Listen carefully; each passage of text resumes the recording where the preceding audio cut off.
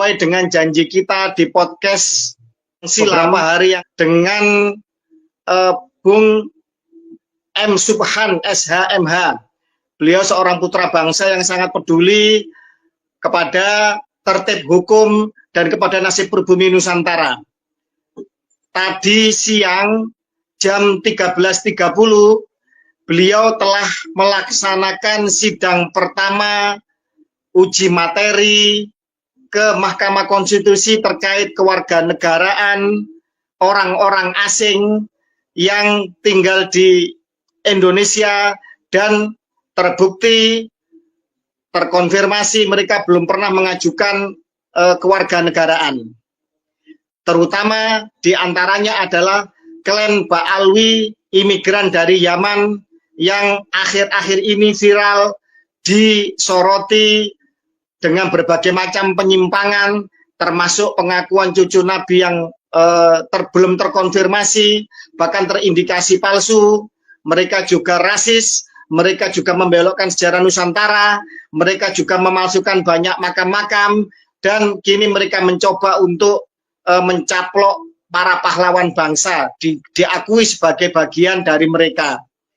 Padahal menurut sejarah mereka baru datang setelah Perang Diponegoro, kurang lebih sekitar tahun 1832.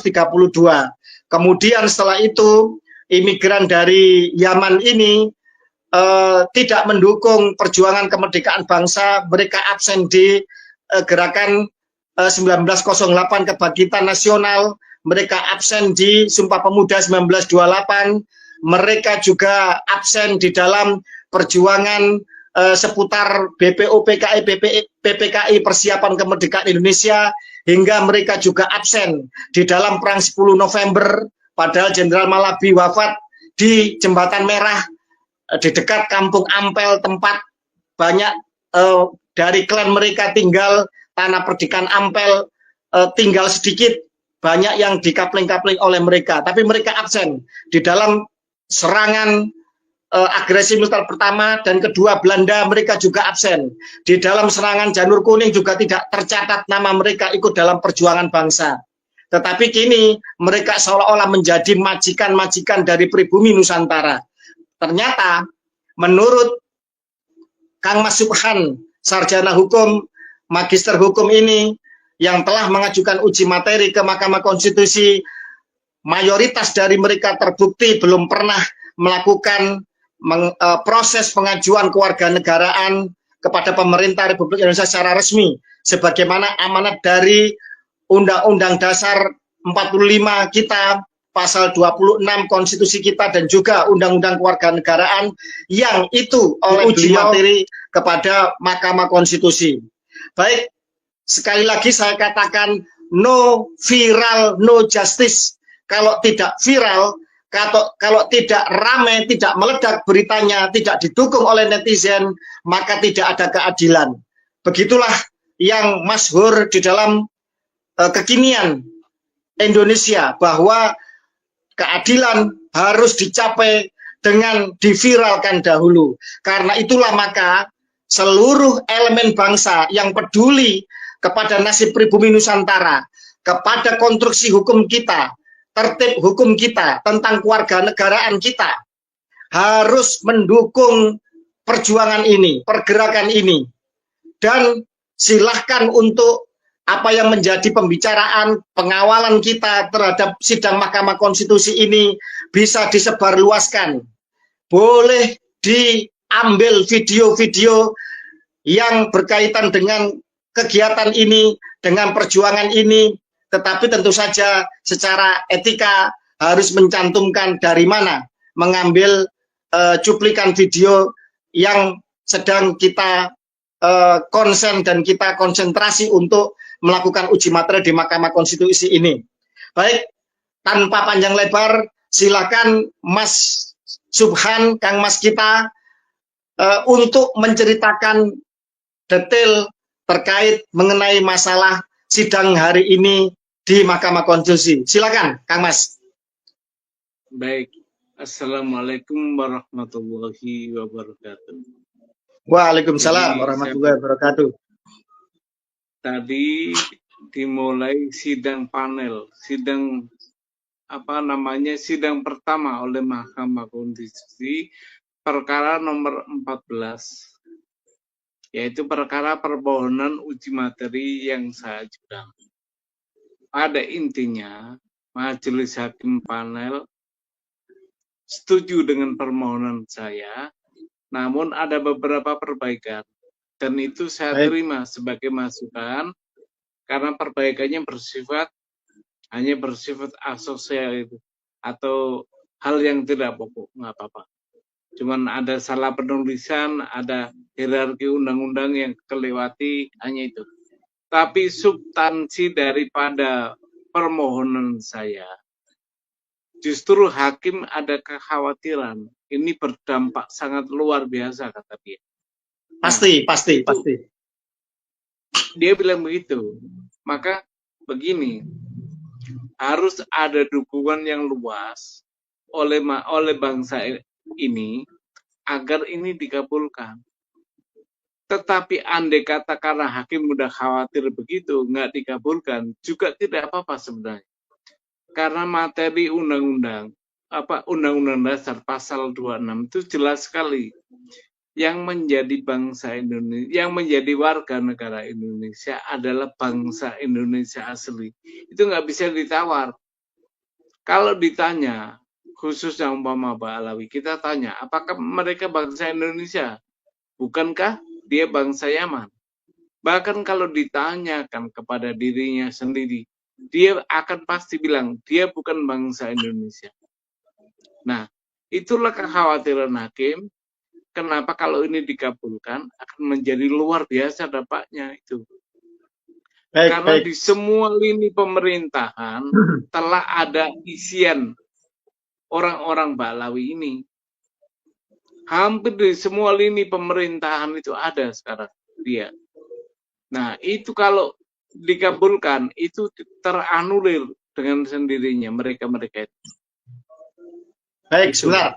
Sebelum terlalu jauh diceritakan, kami review bahwa sidang pertama tadi itu bersifat panel untuk melihat terkait materi gugatan, bukan gugatan ya, materi yang panjenengan ajukan, yang permohonannya, baik dari redaksional maupun sistematika atau hal-hal yang sebenarnya tidak krusial, itu agar diperbaiki. Ada masukan-masukan.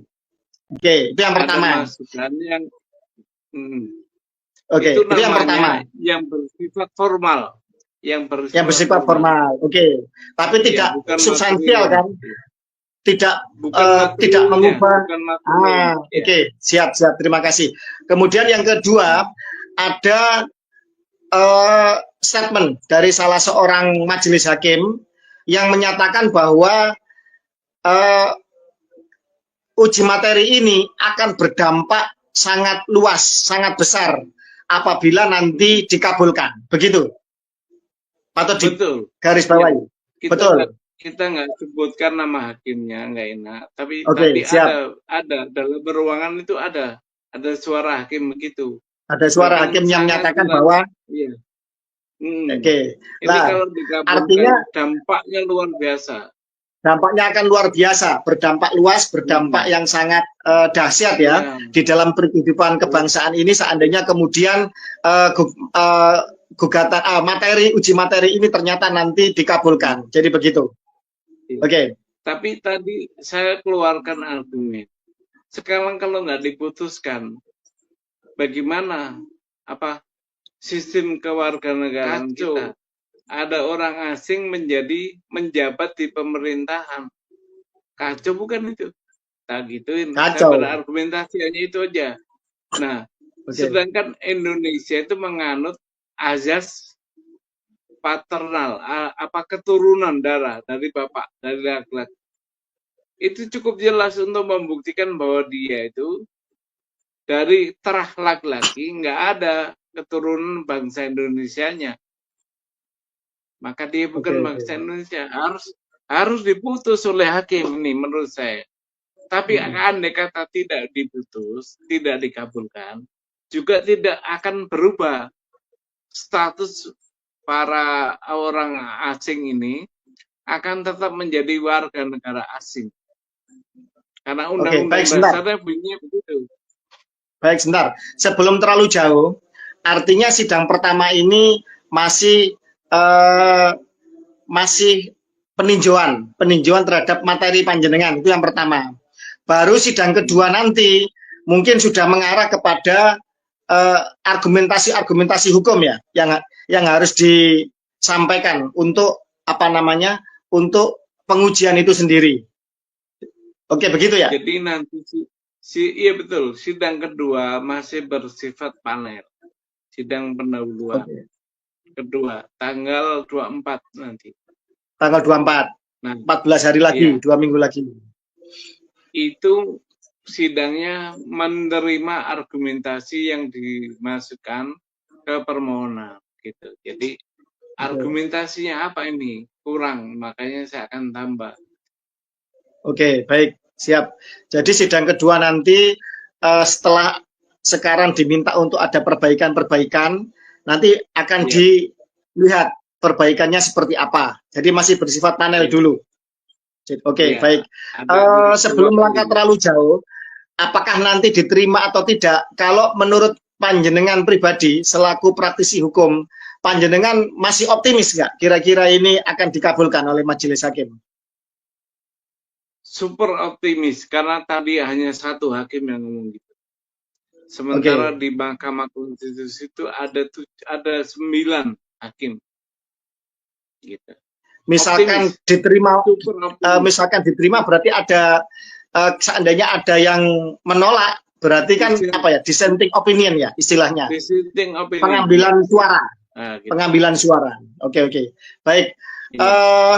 Maka dari itu saudara-saudaraku sebangsa dan setanah air, bangsa ini sedang diuji. Bangsa ini sedang harus berintrospeksi.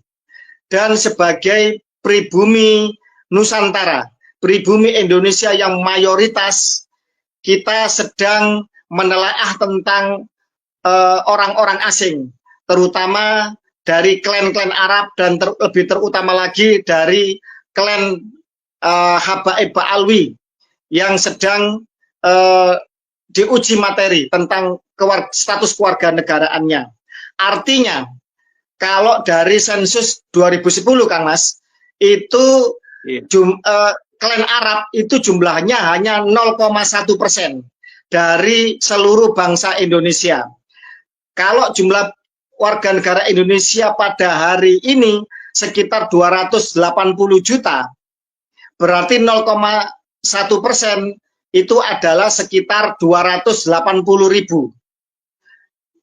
Bila klan Ba'alwi itu separuhnya misalkan ya, maka sekitar 140 atau 150.000. Maka jangan sampai nasib pribumi Nusantara yang 99,99% itu dikalahkan oleh 0,1%. Lah, ini harus dikawal oleh seluruh anak bangsa lintas suku, lintas etnis, pribumi asli Nusantara.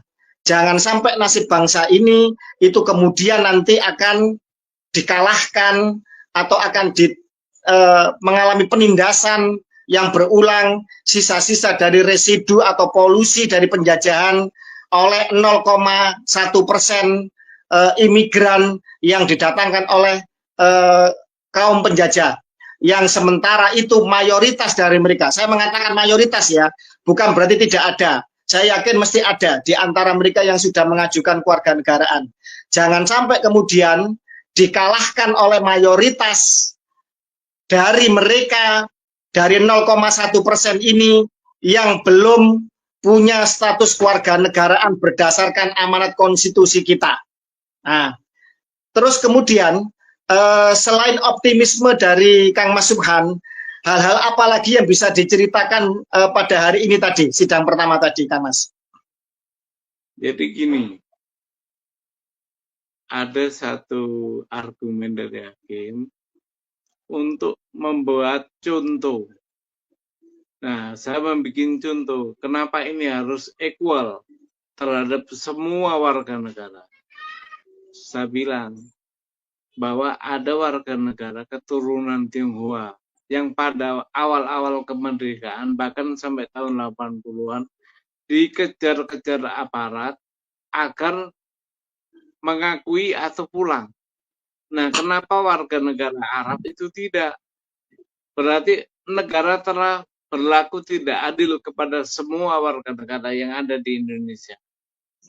Gitu. Kenapa? Betul. Kenapa orang-orang Tionghoa diminta untuk mengurus SBKRI, surat bukti kewarganegaraan Indonesia, sementara orang Arab tidak?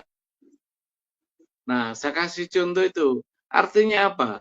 Semua peranakan itu harus mengurus kepada kewarganegaraannya.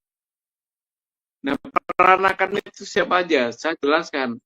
Saya tidak mengambil di apa istilahnya dokumen yang bukan negara punya, tapi dokumen negara berupa apa?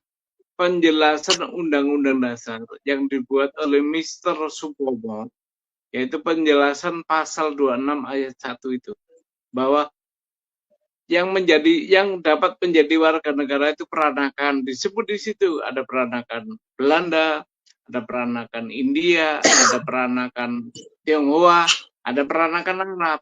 Artinya apa? Memang harus dia yang menjadi sasaran undang-undang kewarganegaraan untuk menjadi warga negara. Karena gini, orang Arab ini ditunggu sejak tahun 1946. Itu sudah ada undang-undang kewarganegaraan. Nah, orang-orang Arab, orang-orang peranakan terutama itu, dikasih kesempatan untuk mengakui kemerdekaan atau kekuasaan negara kita. Tapi diperpanjang sampai tahun 58, Undang-Undang Kewarganegaraan nomor 62 itu juga belum mengakui itu orang-orang Arab, tapi orang-orang warga Cina, warga Tionghoa rata-rata mengakui kemerdekaan sehingga dia mengurus sebagai warga negara Indonesia. Jadi ditunda dari tahun 47 sampai 58, itu pun orang Arab tidak peduli dengan kewarganegaraan itu, karena memang dia tidak mengakui kemerdekaan Indonesia. Dia ingin menjadi warga kelas 2 saja itu. Itu masalahnya. Baik. Sebelum melangkah ke prejudice, prasangka bahwa mereka tidak mengakui kewarganegaraan, artinya secara real bahwa ini telah terjadi suatu diskriminasi di mana untuk warga negara peranakan Cina ternyata mereka berbondong-bondong mereka mengajukan kewarganegaraan. Itu yang pertama, patut dicatat. Bahkan ada semacam praktik untuk memaksa kalau nggak mau dipulangkan ke RRC sana, kan begitu. Atau kenapa kok urusan kenapa kok kemudian dipersulit untuk urusan usaha atau urusan apapun, kan begitu. Iya, urusan apa administrasinya dipersulit. Oke. Tapi kenapa kok kemudian pemerintah Republik Indonesia pada saat itu kok begitu permisif kepada orang-orang peranakan keturunan Arab? Kira-kira menurut panjenengan kenapa? Ya, praduga nih ya. Karena memang seagama mayoritas kita. Jadi permisif mereka. Dasar agama juga dibawa sama dia. Berarti karena apa? Berarti karena seagama, artinya karena mereka ini para imigran Arab ini yang dari Yaman ya terutama ya, itu dianggap seagama dengan pemeluk agama mayoritas yaitu Islam, sehingga mereka seolah-olah mendapatkan kelonggaran, dan kalau menurut saya bukan kelonggaran, ini pembiaran dan keteledoran sebenarnya. Kan begitu? Karena diskriminasinya ini parah ini. Kenapa Cina ditekan, yang Arab dibiarkan? Kan begitu. Lah, itu. Ini tidak boleh dibiarkan lagi. hukum tidak boleh tumpul ke atas, tajam ke bawah. Termasuk juga tumpul kepada mayoritas, tajam kepada minoritas.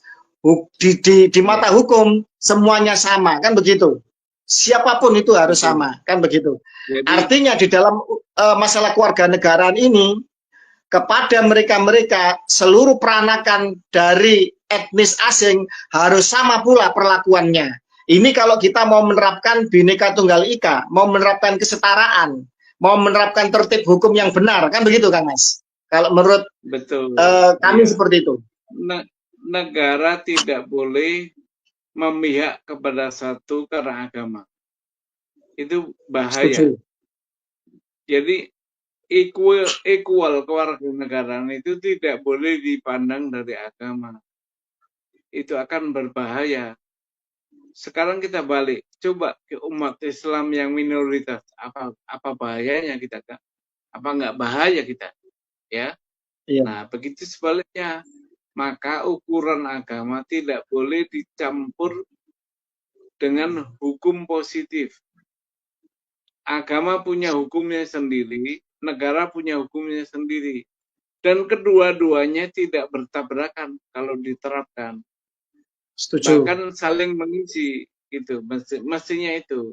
Nah, aparatur kita itu nggak punya pikiran begitu. Maka yang seagama lah yang dia terima, bahkan difasilitasi gitu. Nah, yang double minoritas kasihan. Baik, gitu. Baik. Maka berasal dari situlah kita ingin pemerintah kita memandang sama semua di depan hukum warga negara. Nggak boleh pilih kasih. Itu. Oke, baik. Kembali kepada optimisme panjenengan dan kepada saya yakin para hakim Mahkamah Konstitusi masih punya hati nurani, masih punya akal sehat dan kejernihan berpikir untuk menegakkan konstitusi itu sendiri, karena mereka adalah garda terdepan untuk pengawal konstitusi. Artinya, seandainya kemudian optimisme kita berjalan bahwa uji materi panjenengan diterima, dikabulkan, maka berarti mereka-mereka yang duduk di dalam pemerintahan atau jabatan publik, jabatan politik, atau kemudian dalam hal ini sesuai dengan undang-undang agraria, bahwa ini harus ditarik dulu oleh negara. Begitu ya konsekuensinya, Kang Mas? Ini konsekuensinya sebenarnya sudah harus begitu. Tanpa ada putusan MK juga harus begitu, karena memang terbukti mereka bukan warga negara Indonesia. Cukup ditanya aja, kamu punya nggak pengesahan sebagai warga negara Indonesia? Kalau nggak punya, ya berarti orang asing. Nah, betul. Itu undang-undang sudah membatasi itu. Undang-undang dasar dan undang-undang kewarganegaraan membatasi bahwa cukup punya nggak kau pengesahan? Nah, kalau nggak punya, kan tanpa MK pun nggak apa-apa. Tapi gini loh, pemerintah kita kalau tidak ada putusan begini, itu abe, mengabaikan itu semua. Nyatanya mereka yang terbukti orang asing bisa menjadi calon presiden loh. Itu puncak untung itu nggak kecolongan tuh. Iya betul, puncak ketololan ya. Keteledoran dan ketololan. Artinya gini, sebenarnya tanpa langkah hukum uji materi ini, sebenarnya baik dari konstitusi maupun perundangan di bawahnya, ini sebenarnya secara otomatis mereka ini sebenarnya telah terbukti nyata-nyata dan sah bukan warga negara Indonesia sebenarnya, kan begitu. Cuma diperlukan langkah-langkah hukum untuk kemudian bisa menegaskan dan membuat melek semua mata anak bangsa kita ini, kan begitu. Misalkan gini Kang Mas. Misalkan gini, ada seorang Habib misalkan punya tanah atau aset atau SHM. Panjenengan berani untuk menggugat bahwa dia tidak berhak atau gugur kepemilikannya. Iya, akan saya buktikan itu di pengadilan kalau ada. Bahwa Oke, apa yang baik. dia miliki hak atas tanah SHM itu harus gugur. Gampang aja itu nanti kalau di pengadilan buktikan bahwa kamu adalah warga negara Indonesia. Nah, Baik, kan baik, baik, muncul itu bukti. Karena baik. gini, ini beda dengan apa pergulatan soal nasab. Kalau warga negara ini masih kontemporer, masih kekinian, masih bisa dijangkau, masih banyak yang hidup, undang-undangnya masih berlaku. Jadi kalau nasab itu udah puluhan ribuan tahun, jadi bisa berkelit. Tapi kalau ini nggak bisa Betul, berkelit mereka. betul, betul, betul. Kenapa? Baik. Nenek moyangnya baru berketurunan baru 3 generasi paling ya Betul, 4 betul. lah generasi. Bahkan ada yang generasi awal mungkin. Ya, Nah, baik. undang-undang Saya kita sepakat masih itu. berlaku. Saya sepakat itu. Artinya gini, ketika mereka, saya dalam tanda kutip ya, klan Ba'alwi yang mengaku cucu Nabi ini, itu dipertanyakan nasabnya, perdebatannya adalah perdebatan yang panjang dari kitab yang seribu tahun lebih, kan begitu. Kita cari di abad-abad awal hingga ke sekarang pembuktiannya. Juga masih harus dengan sampling tes DNA, kan begitu. Iya. Orang Arab bagaimana, yang kemudian keturunan Ismail bagaimana, keturunan Ishak bagaimana, orang Quraisy bagaimana, Hasan Hussein bagaimana. Artinya butuh pembuktian yang harus komprehensif dan begitu luas cakupannya. Tetapi untuk membuktikan bahwa mereka bukan warga negara Indonesia dan mereka sebenarnya tidak berhak untuk menduduki jabatan publik atau memiliki aset-aset dan mendirikan organisasi di dalam ruang lingkup Negara Kesatuan Republik Indonesia berdasarkan konstitusi dan perundangan di bawahnya adalah sangat mudah sebenarnya. Karena mereka baru datang sekitar 3-4 generasi di Nusantara. Begitu, Mas Panjenengan. Iya, gini, batasan kita adalah kemerdekaan. Waktu merdeka, dia menjadi warga negara mana? Kalau dia menjadi jadi orang asing, bukan warga negara Indonesia, maka dia harus mengurus pengesahan sebagai warga negara. Nah, itu masih kejangkau. Nenek kita, kakek kita masih hidup itu, masih menyaksikan itu. Jadi gini, saya tegaskan lagi, tanpa putusan MK, mereka orang-orang bangsa lain yang tidak memiliki pengesahan sebagai WNI dan ikut dalam pemerintahan itu gampang membuktikan. Cukup kita tanya aja, adakah pengesahan? Kalau ada pengesahan, kita cek, ada nggak tercatat di lembaran negara. Karena gini, pengesahan sebagai WNI itu dicatat dalam buku negara, buku lembaran negara. Jadi gampang untuk ngeceknya. Iya. Gitu, baik, ya. Parameternya gampang. Pertama mereka baru datang di Nusantara, ya, datuknya. Yang kedua ketika Indonesia merdeka, mereka sebagai orang asing punya nggak pengesahan? Atau pernah nggak mengajukan pengesahan? Itu yang kedua. Yang ketiga, ada komparasi, ada perbandingan dengan peranakan keturunan etnis asing yang di Nusantara, yaitu etnis Cina. Ternyata mereka berbondong-bondong pernah mengajukan kewarganegaraan, tapi imigran Yaman dalam tanda kutip wabil khusus klan Habib Ba'alwi ini yang sekarang merasa paling mulia, paling rasis, itu ternyata tidak pernah, mayoritas tidak pernah mengajukan kewarganegaraan. Gampang sebenarnya pembuktiannya. Iya, cukup dua undang-undang, undang-undang dasar dan undang-undang kewarganegaraan, cukup ya, bahwa dia itu warga negara itu bukan. Itu ya. Jadi gini, akan sidang lagi tanggal 24 Maret. Siap. Nah, itu sidang panel kedua terakhir untuk menentukan sidang ini lanjut atau tidak. Kalau berlanjut, maka yang akan dihadirkan dalam persidangan ini pemerintah dalam hal ini yang mewakili Kemenkumham dan anggota dan DPR RI yang mewakili. DPR RI. Baik. Terus dihadirkan saksi-saksi ahli. Nah, itu. Baik. Pengennya waktu pemeriksaan saksi ahli itu live kita. Oke, siap. Bisa ya, dimohon untuk live bisa ya, Kang Mas? Insya Allah bisa kalau pas pembuktian. Oke, baik, terima kasih.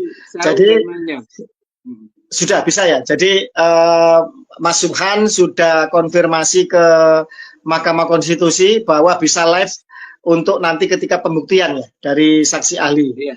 Terus gini, oke, baik. Kembali kepada jalannya yang jenengan jalani hari ini terkait sidang pertama. Terus terkait juga mengenai masalah optimisme panjenengan. Tadi juga terkait mengenai masalah panjenengan statement bahwa tanpa putusan Mahkamah Konstitusi pun sebenarnya otomatis mereka sebenarnya telah nyata-nyata status keluarga negaraannya telah sebenarnya telah tidak ada secara hukum. Artinya mereka bukan warga negara Indonesia. Terus kemudian kita akan melangkah kepada yang berikutnya, Kang Mas. Masalah terkait no viral, no justice. Artinya perjuangan panjenengan ini kan benar-benar mutlak sendirian. Benar-benar sebenarnya seorang diri berjibaku untuk mempertanyakan ini.